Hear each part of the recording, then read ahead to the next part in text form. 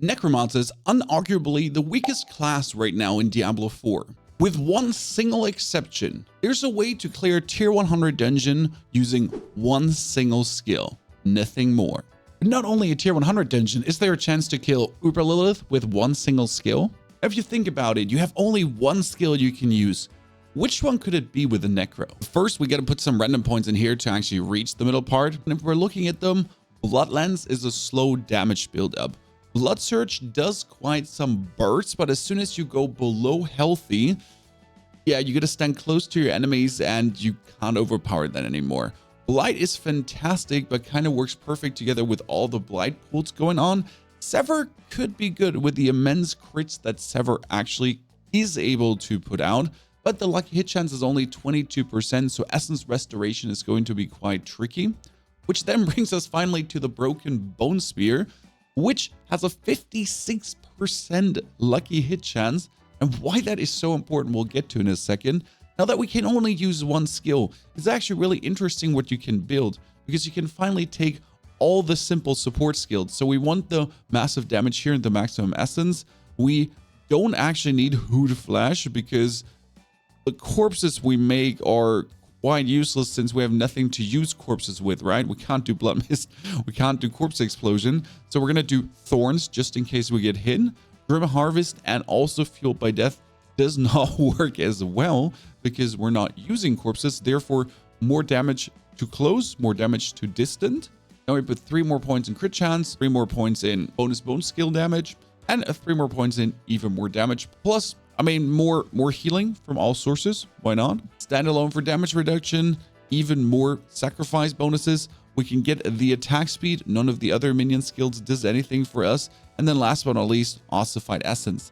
Now, you do actually have 12 points left over that you can pretty much not put into anything because, well, yeah, we don't need it.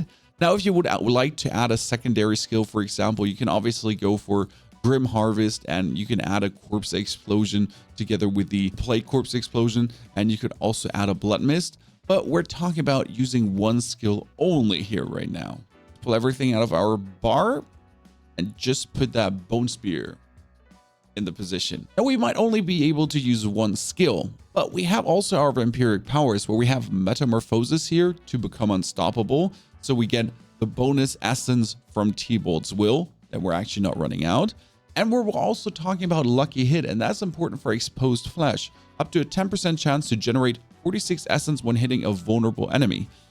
Now the issue kind of is vulnerable enemy, so we'll have to choose our Vampiric powers to actually make a vulnerable enemy. Because that's the problem. We might be able to become unstoppable to actually get the 50 primary essence, but we also Vampiric Curse with this.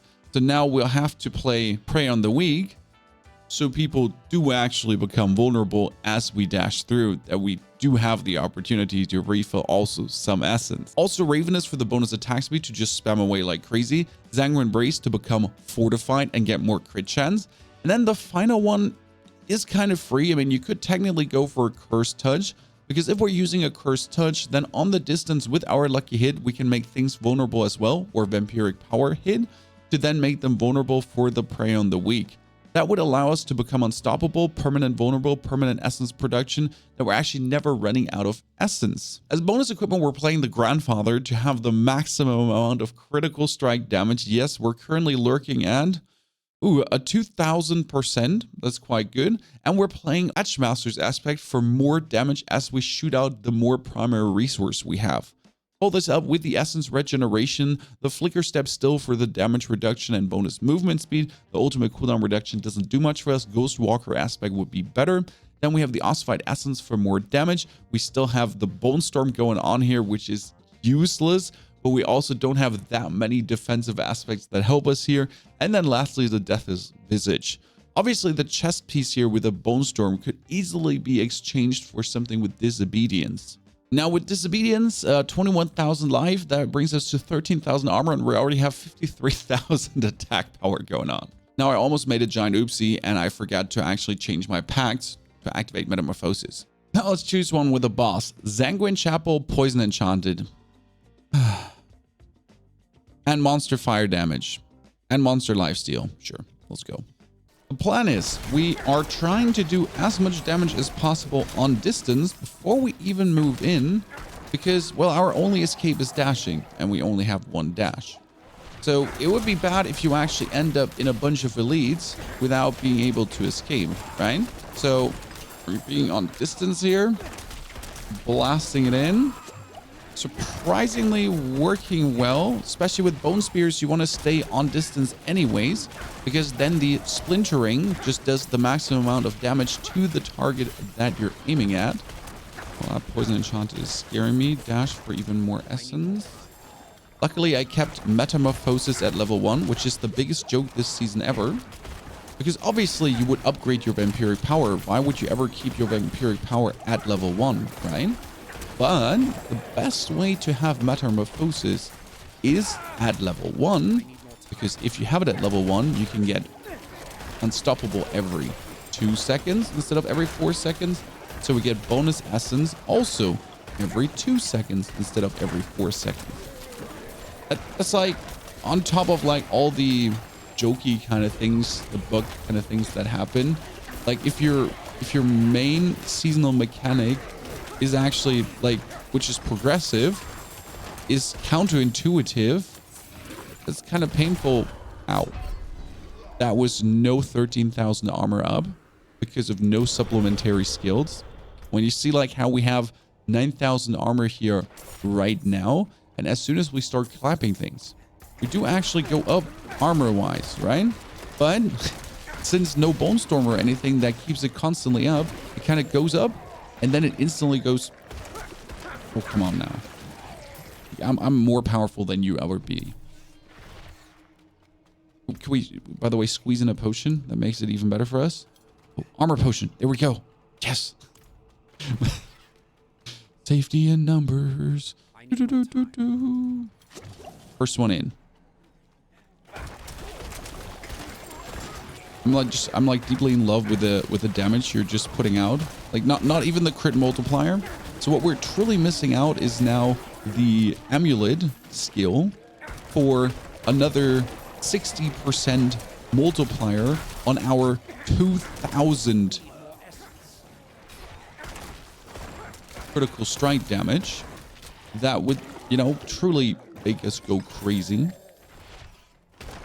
By the way, makes me question, since for the abattoir of Zir, do I still have the Book of the Dead?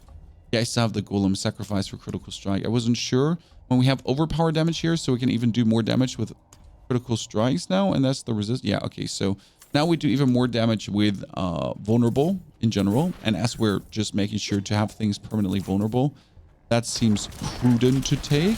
I can actually not see you, so let me just eat things in. Oh, could you not be you? Thank you very much. Oh, no, no, no, no, no. Oi. Oh, no, no, no, no.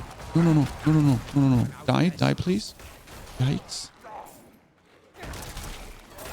Suppressor is so bad because suppressor stops your main bone skill things like the splintering to come back to do the bonus damage to the dude.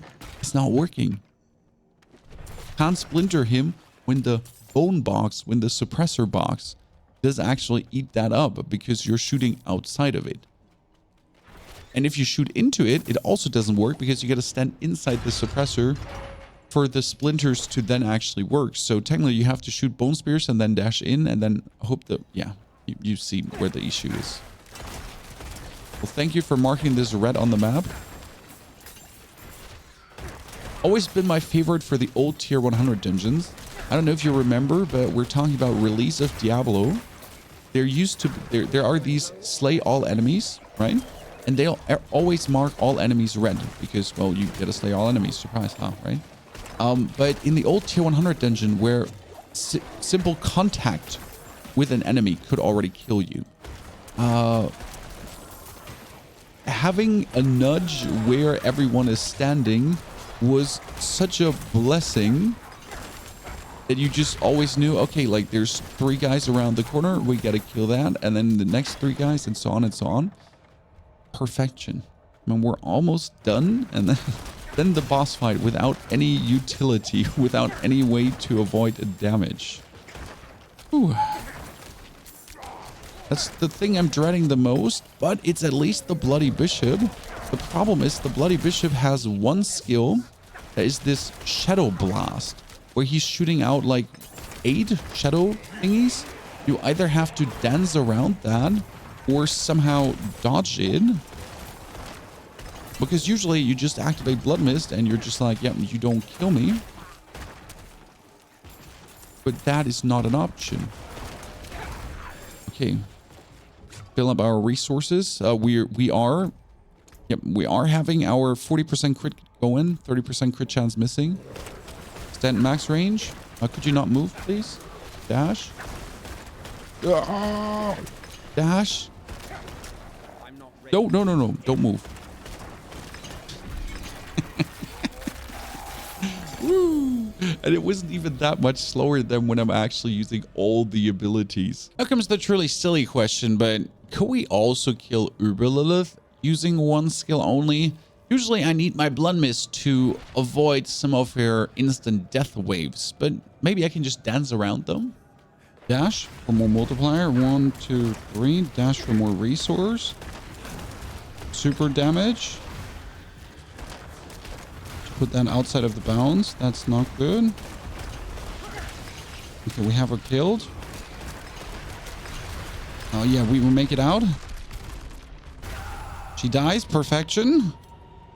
Whew, we're ready. Okay, so we need to, as soon as we see the blood, we need to dash. Then we become unstoppable. 4 seconds after we get the bonus damage to then be able to dash straight away again for more essence. And we need to hope for high crits. So we do 1 dash now. And we do 1 more dash. Yes, we're skipping. We're skipping. Yes, we're skip the fire phase. Yes. Done. Okay, we need more damage to then also skip the neck. Yeah. Ladies and gentlemen. Oh, we got it. We got it. Now it's just about writing it down. Uber Lilith with 1 skill. It kind of feels like a little bit of a joke, to be honest. I'm sorry for everyone that's actually struggling with her right away, but you can see that with enough perseverance and knowing where the waves are going and just a stupid shit ton of damage, you can essentially just like avoid actually fighting the fight, right? And now she goes there and we got it done.